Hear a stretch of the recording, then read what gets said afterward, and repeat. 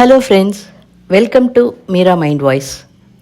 Day 9 in Big Boss House. இந்த சேனலை முதல் தடவையாக பார்க்குறவங்க சப்ஸ்கிரைப் பண்ண மறக்காதீங்க. ஆக்சுவலாக டே 9, ஆனால் ஷோ ஸ்டார்டட் வித் டே 8. நேற்றுக்கே சொன்னேன் இல்லையா, பார்வதி ஏதோ ரகலை பண்ணிகிட்ருக்காங்க அப்படின்னு சொல்லிட்டு. அவங்க என்ன பண்ணிட்டாங்க, நான் சூப்பர் டீலர்ஸ் ஹவுஸுக்கு வந்ததுக்கு எதையாவது பண்ணணும் அப்படின்னு சொல்லிட்டு நான் கிச்சனில் தான் வந்து உட்காருவேன், கிச்சன் கவுண்டரில் தான் உட்காருவேன் ஆரம்பிக்க. அந்த சண்டை அப்படியே எங்கெங்கேயோ போய் இவங்க எல்லாம் சேர்ந்து, கிச்சன் பீப்புள் எல்லாருமா சேர்ந்து, நாங்கள் எந்த வேலையும் செய்ய மாட்டோம், க்ளீனிங் பீப்புள் நாங்கள் க்ளீனிங் எதுவும் பண்ண மாட்டோம் அப்படின்னு ஒவ்வொருத்தரும். ஆக்சுவலாக அவங்க உட்கார்றதுல என்ன பிரச்சனைன்னா, அவங்க பேசாமல் உட்கார மாட்டாங்க. ஏதாவது நெய்னு பேசிகிட்டே யாரையாவது ஏதாவது சொல்லிகிட்டே இருக்கும்போது அந்த இடத்துல ஒரு அன்ரெஸ்ட் இருந்துகிட்டே இருக்கும். அதனால தான் கண்டென்ட் கொடுக்கட்டும், சண்டை போடட்டும், வில்லி ஆஃப் த சீசனாக இருக்கட்டும், அது வேறு விஷயம். ஆனால் ஆல் டைம் இரிட்டேட் பண்ணிகிட்டே இருந்தாங்கன்னு வச்சுக்கோங்களேன், யாருக்குமே பிடிக்காது. தட் இஸ் த ரீசன் இவங்க இது பண்ணுறது. ஆனால் இவங்களும் வந்து அதை நாங்கள் சமைக்க மாட்டோம், இது பண்ண மாட்டோம், இதுக்காக சாரி கேட்டாதான் அப்படின்னா அது என்னமோ அவங்க மேலே இப்போ தான் எங்களால் பவரை காமிக்க முடியும்னு காமிக்கிற மாதிரி இருந்தது. ஆனால் இதில் ஒரு நியாயமான விஷயம் இருக்குது. அவங்க என்ன பண்ணிட்டாங்க, ஒரு லெவலில் கோச்சிக்கிட்டு உள்ளே போய் படுத்துட்டாங்க, நான் சாப்பிட மாட்டேன் அப்படின்னு சொல்லிட்டு. அவங்க சாப்பிடலைன்னா சூப்பர் டீலக்ஸ் ஹவுஸில் இருக்கிறவங்க சாப்பிடாம வெளியில் இருக்கிறவங்க சாப்பிட முடியாது. அப்போ அவங்க ஒத்தரை நீ என்ன வேணாலும் பண்ணுன்னு விட்டுட்டு இவங்க போயிட்டாங்கன்னா வெளியில் இருக்கிற அத்தனை பேரும் பட்னியாக கிடக்கணும். ஸோ அந்த கோவத்தில் கேட்டிருக்கானுங்கன்னு கூட எடுத்துக்கலாம். பட் எண்ட் ஆஃப் த டே எல்லாமே இவங்களுடைய கேம் பிளே. ஆனால் இவங்க முடிச்சுட்டு வெளில வந்த உடனே இதில் வந்து கனி இன்னைக்கு ஓப்பன் அப் ஆனாங்க. போய் உங்ககிட்ட பேசுகிறதும் அந்த செவுத்துக்கிட்ட பேசுகிறதும் ஒன்று தான் அப்படின்னு நல்லா ஸ்ட்ராங் வேர்ட்ஸ் எல்லாம் சொன்னாங்க. ஆனால் அவங்க அது சொல்கிறது கூட என்னமோ தன்மையாக ரொம்ப இதுவாக சொல்கிற மாதிரி தான் இருக்கே தவிர ஒரு கோவத்தில், ஒரு ஆத்திரத்தில். இப்போ பாரு பேசினாங்கன்னா நீ நல்லவன்டான்னு சொல்கிறது கூட அது ஒரு ஒரு ஒரு வேகத்தோடு வரும். அந்த மாதிரி இல்லை. அப்சராவும் பேசினாங்க, என்ன பேச விடுங்க, நீங்கள் பண்ணினது தப்பு, அதுக்கு நீங்கள் சாரி கேட்டால் தான் இது பண்ணுவோம் அப்படின்னு அப்சராவும் நேத்திக்கு ஏதோ பேசினாங்க. அவங்க end of the day sorry கேட்டாங்க. வெளில வந்து சாரி கேட்டதுக்கு அப்புறமா எனக்கு வந்து இந்த க்ஷணமே எனக்கு மேகி பண்ணி கொடு அப்படின்னு சொல்லிட்டு, இப்போ யார்கிட்ட சபரி தான் பண்ணி கொடுக்கணும்னு சொல்லிட்டு பண்ணி கொடுத்தாரு. சாப்பிட்டாங்க, நல்லா சாப்பிட்டு நிம்மதியாக எல்லோரும் போய் படுத்துட்டாங்க. ஆனால் மறுநாள் காலம்பரை பார்த்தா எல்லாரும் சேர்ந்து உட்காந்து சிரித்து பேசிகிட்டு இருக்காங்க. அதே மாதிரி 9th day end of the day night 10 மணிக்கு மேலே லைவில் போய் பார்த்தா எல்லோரும் உட்காந்து துஷாரை அந்த திட்டுனாங்க, என்னென்னமோ கேட்டாங்க. ஆனால் எல்லோரும் சேர்ந்து உட்காந்து ஏய் நீ என்னடா பண்ணிகிட்ருக்க, நான் இது பண்ணிகிட்ருக்கேன்னு சிரித்து பேசிகிட்டு இருக்காங்க. ஸோ இவங்க அத்தனை பேருமே ஆக்டர்ஸ். லைட் கேமரா ஆக்ஷன் அப்படின்ன உடனே எஸ் நம்ம ஆக்டிங்கை ஸ்டார்ட் பண்ணணும். அதே மாதிரி வெளியில் ஏதோ பண்ணிகிட்டு இருக்கும்போது சிரிக்கிற வரைக்கும் சிரிச்சுக்கங்கப்பா, அடுத்த 3 மணி நேரம் எல்லோரும் சண்டை மோடு ஆன் அப்படின்னு விக்ரம் சொன்னார். ஸோ இதில் எதை நம்புறது, எது கண்டென்ட்டு ஒன்றும் புரியல. ஆனால் கண்டென்ட்டுங்கிற பேரில் கடுப்பேற்றுறாங்கங்கிறது மட்டும் நல்லா புரியுது. அனதர் விஷயம் ரொம்ப கன்ஃபியூசிங்காக இந்த சீசனில் இருக்கிறது, யார் யாரை லவ் பண்ணுறாங்க, யார் யாருக்கு அக்கா, யார் யாருக்கு தம்பி, யார் யாருக்கு ஃப்ரெண்டு. ஏன்னா காலம்பரை பார்த்திங்கன்னா அரோரா இல்லை, இவங்க யார், எஃப்ஜேயோட ஃப்ரெண்டு யாருப்பா அவங்க, ஆதிரையும் துஷாரும் பேசிகிட்டு இருக்காங்க. ஆதிரை சொல்கிறாங்க, நான் உள்ளே வர்றதுக்கு 2 நாள் முன்னாடியே மாலில் அவனை பார்த்தேன், அன்றைக்கே நான் சைட் அடித்தேன். என்னது நீ வெளியில் இது இருக்க, சைட் அடித்தேன்னு இதில் தப்பு இல்லையேப்பா அப்படிங்கிறாங்க. நல்லா இருக்கான் ஒரு பையன்னு பார்த்தா தோணும். ஆனால் அவன் உள்ளே வரப்போகிறான்னு எனக்கு தெரியாது. அன்றைக்கி உள்ளே வந்து பார்த்தா இதோ நான் வந்து நிற்கிறான், என்ன பண்ணுறாங்க தெரியல. ஆனால் எஃப்ஜே ஒதுங்கிட்டார், அவர் வந்து இல்லை அப்படிங்கிற மாதிரி. அதே மாதிரி அரோராட்ட கேட்குறாங்க, அரோரா பேசிகிட்டு இருக்காங்க, எனக்கு வந்து கமருதீனை பார்த்தா பயமாக இருக்குது, நான் வந்து அவனை ஒரு ஃப்ரெண்ட் ஜோனில் வச்சுருக்கேன், ஆனால் அவன் வந்து அடுத்த லெவலுக்கு போவான் போல இருக்குது, ஆனால் எனக்கு அந்த மாதிரிலாம் இல்லை, அதனால் எனக்கு பார்த்தா பயமாக இருக்குது.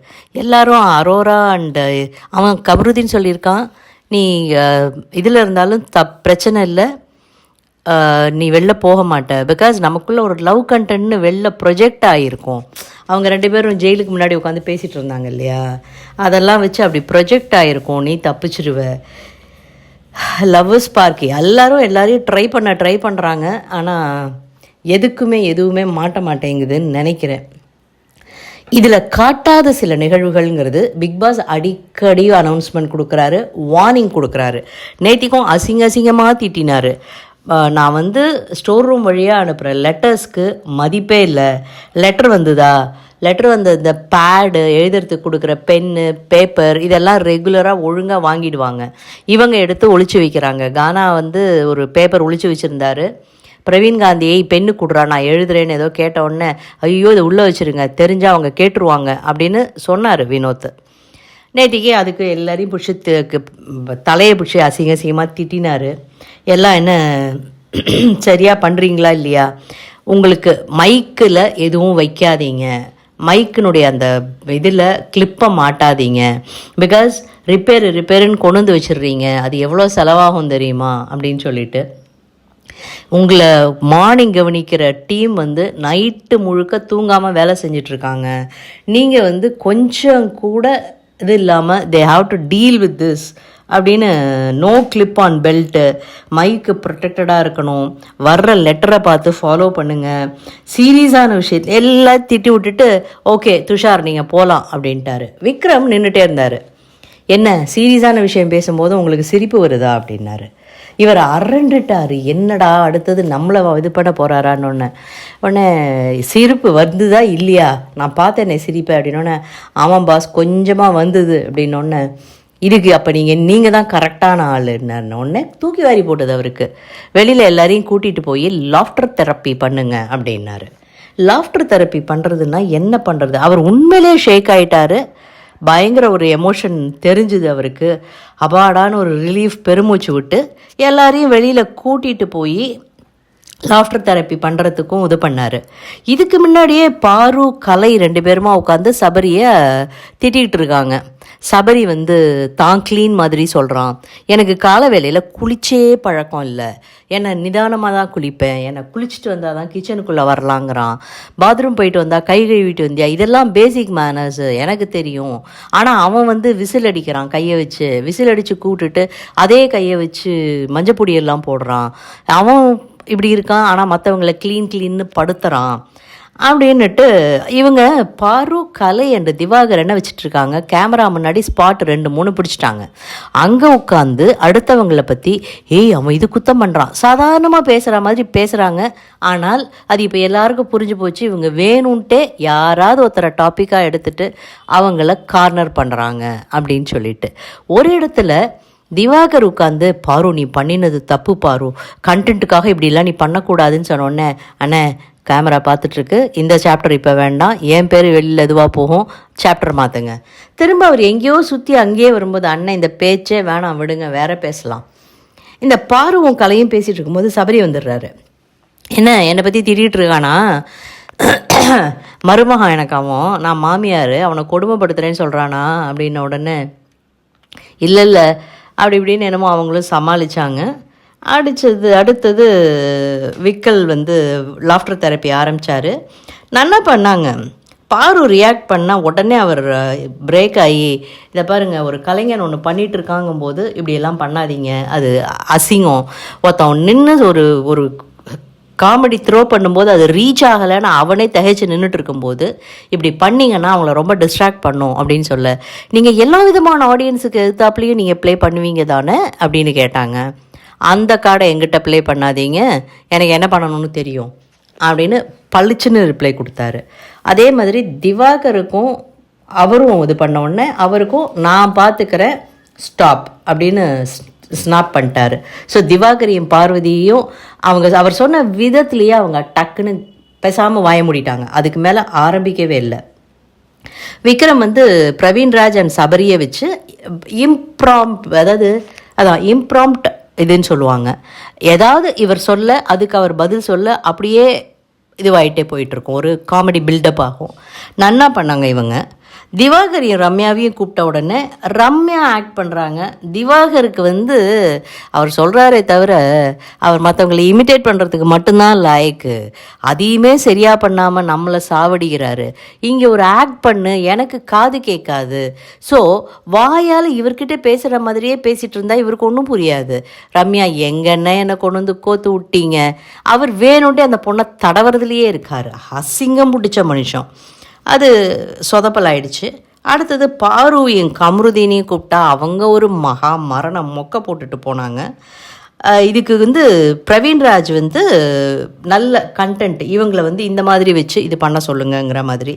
ஆனால் இது எதுவுமே வெளியே வரவில்லை. செய்தி வாசிப்பாளர்னு வியன்னாவையும் சுபிக்ஷாவையும் சொன்ன உடனே வியன்னா வந்து சில பலர்னு நேம் சொல்லாமல் சொல்லிட்டாங்க.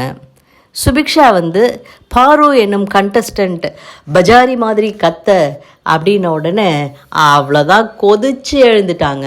ஹலோ, ஒரு சில பேர் ஒரு சில வார்த்தை சொல்லும்போது எங்களுடைய கலோக்கியல் வேர்டு இதுங்கிற மாதிரி சொல்கிறாங்க. அந்த மாதிரி அந்த பொண்ணுடைய வட்டார வழக்கில் இது ஒரு கலோக்கியல் வேர்டு. கொஞ்சம் அடாவடியாக கொஞ்சம் அராஜகமாக இருக்கிறவங்கள அந்த மாதிரி சொல்கிறதா இருந்துட்டு போகலாமே. அதையே எடுத்துகிட்டு நீங்கள் அவ்வளோ கொதிக்கணும். ஸோ சுபிக்ஷாவை குத்த சொல்கிறதுக்கு பாருக்கு இன்னொரு வேர்டு கிடச்சிருச்சு. இந்த மாதிரி சொல்கிறா. அந்த பொண்ணு ஒரு தடவை சொன்னதை அது 300 தடவை சொல்லிடும். அடுத்தது கலை அண்ட் அரோரா வந்தாங்க. அதுக்கு சபரி சஜஷன் கொடுத்தாரு.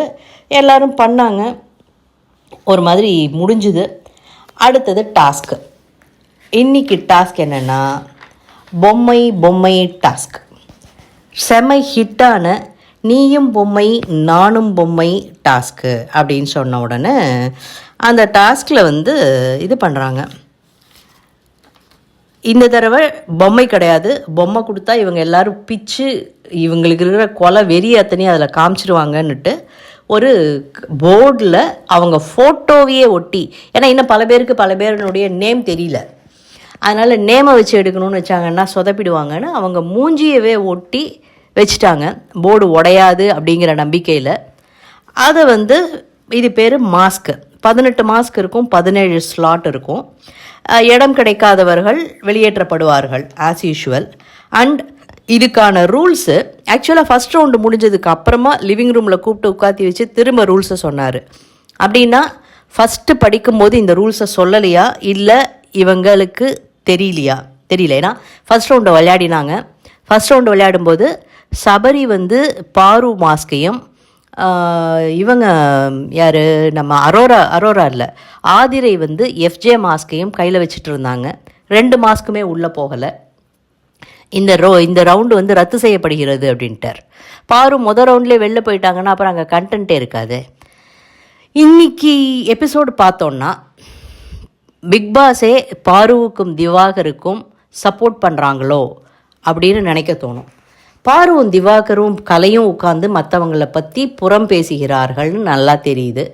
அதுவும் கொஞ்சம் கூட நியாயமே இல்லாத ஒரு புறம் பேசுகிறார்கள். இவங்களுக்கு தோணுனதெல்லாம் இவங்க கற்பனை பண்ணதெல்லாம் சொல்கிறாங்கங்கிறது. ஆனால் அதையே எடிட்டிங் டீம் கரெக்டாக காமிக்குது.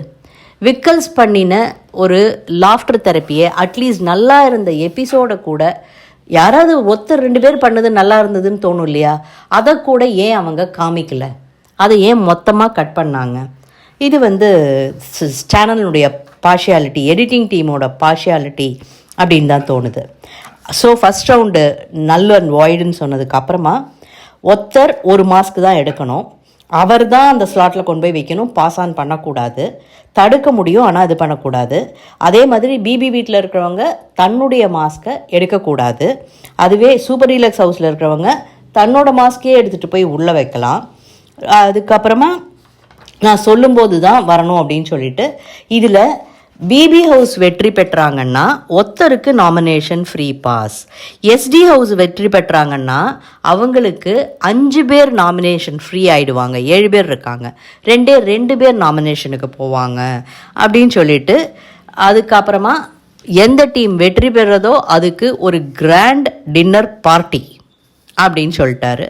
2 டீமும் பிளான் பண்ணுறாங்க. இவங்கள எடுக்கணும், அவங்கள தூக்கணும், அது பண்ணணும், இது பண்ணணும்னு சொல்லிட்டு எல்லாம் இதுவான உடனே ரவுண்ட்ஸு பிக் பாஸ் வந்து கூப்பிடுறாரு. 4:20க்கு செகண்ட் ரவுண்டு. அதில் வந்து வினோத்துக்கு அடிபட்டுறது. வினோத் மெடிக்கல் அசிஸ்டன்ஸ் போயிட்டு கடைசியில் ஒன்றும் இல்லைன்னு சொல்லி அனுப்பிச்சிட்டாங்க. சின்ன அடி தான் அப்படின்னு சொல்லி அனுப்பிச்சிட்டாங்க. இவங்க பேசி பேசி ஓகே பண்ணுறாங்க. நிறைய பேர் கையில் வச்சிட்ருக்காங்க. ஸோ நான் வந்து வினோத்தோடதை உள்ளே வச்சேன்னா நீங்கள் கெமியோடதை வைக்கணும் அப்படிங்கிறாங்க.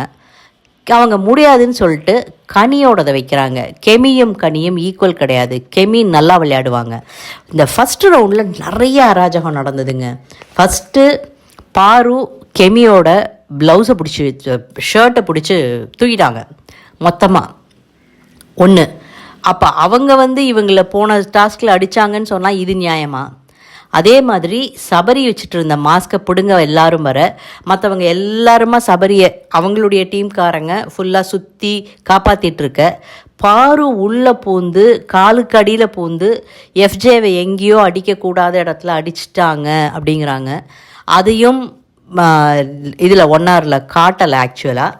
ஸோ அதனால் பாருவுக்கும் எஃப்ஜேக்கும் ஒரு சின்ன சலசலப்பு நடந்திருக்கு. அவர் எஃப்ஜே ஏதோ வார்த்தையை விட்டுருக்காரு, பாரு ஏதோ படக்கூடாத இடத்துல பட்டுதுன்னா இது வரைக்கும் கேர்ள்ஸ் தான் கம்ப்ளைண்ட் பண்ணி கேட்டிருக்கோம். இதுதான் முதல் தடவை பிக் பாஸ் வேர்ல்ட்லேயே ஒரு பையன் கம்ப்ளைண்ட் பண்ணி கேட்குறது. ஸோ அதையும் இது பண்ணிட்டாங்க. ஆனால் நம்ம கனியும் சபரியும் எஃப்ஜேவை ரொம்ப கண்ட்ரோல் பண்ணிகிட்ருக்காங்க. அவங்க பண்ணது தப்பு தான், ஆனால் every thing will be addressed. ஆனால் நீ வாயை விட்டுறாத, வார்த்தையை விடாத, உன் பேர் வெளியில் நாரி போயிடும், பண்ணாத அப்படின்னு சொல்லி ரொம்ப கண்ட்ரோல் பண்ணிகிட்ருக்காங்க அவரை. பாரு விடுற வார்த்தைகள்லாம் கரெக்டுன்னா எஃப்ஜே பேசுகிறதுல தப்பே கிடையாதும்பேனா.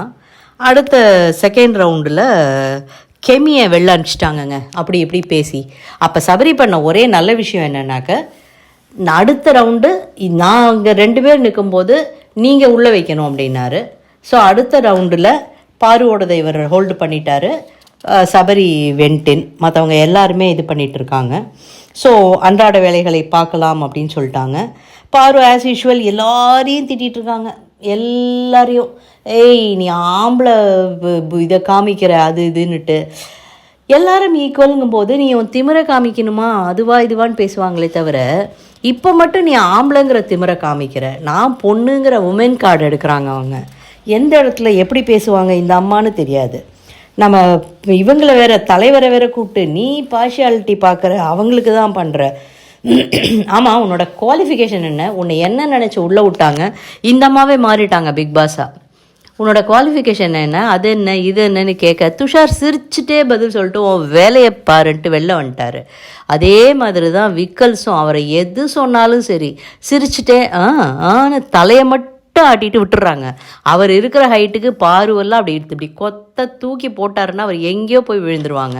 ஒரு தடவை அவர் தள்ளி விட்டதுக்கே வந்து அவரை அடித்து அவர் கண்டுக்கவே இல்லை. அடி நீ என்ன வேணாலும் பண்ணு அப்படின்னு கூலாக நின்றுட்டு இருந்தாரு, வார்த்தையே விடுறதில்ல. அடுத்தாப்பில் 6 மணிக்கு எகெயின் உட்காந்து புரளி பேசிகிட்டு இருக்காங்க. பாருவும் திவாகரும். வினோத் பக்கத்தில் படுத்துருக்கிறவர் கடுப்படிக்கிறாரு. ஏய் சும்மா இதே பேசிகிட்டு இருக்காதீங்க, வேறு ஏதாவது வேலை இருந்தால் போய் பண்ணுங்க. என்னென்ன அடுத்தது இது ஒன்று இருக்குது, இது அப்புறம் பார்ப்போம் அப்படிங்கிறாங்க பாரு. எகெயின் இவங்க மட்டம் தட்டி பேசிகிட்டு இருக்கிறத மட்டுமே மினிமம் 4லேருந்து 5 தடவை காமிச்சாங்கன்னா ஷோவே ரியலி போர் அடிக்கிறது. நைட்டு 10:30 மணிக்கு பார்த்தா எல்லாரும் ஒன்றா மண்ணா உட்காந்து பேசிகிட்டு இருக்காங்க. பாரு துஷார்கிட்ட கேட்குறாங்க, அரோரா யாருங்க? அவர் துஷார் சொல்கிறாரு, அவங்க எனக்கு அக்கா அப்படின்னோடனே, டேய் என்னடா உங்களோட கால்குலேஷனே புரியல, இந்த அளவுக்கு அவங்க கேஷுவலாக பேசிகிட்டு இருக்காங்க. ஸோ மக்களே, இதே இன்றைய நிகழ்வுகள். இந்த வீடியோ உங்களுக்கு பிடிச்சிருந்ததுன்னா லைக் பண்ணுங்கள், ஷேர் பண்ணுங்கள், உங்களுடைய வியூஸை கமெண்ட் செக்ஷனில் சொல்லுங்கள். சப்ஸ்கிரைப் பண்ண மறக்காதீங்க. தேங்க்யூ.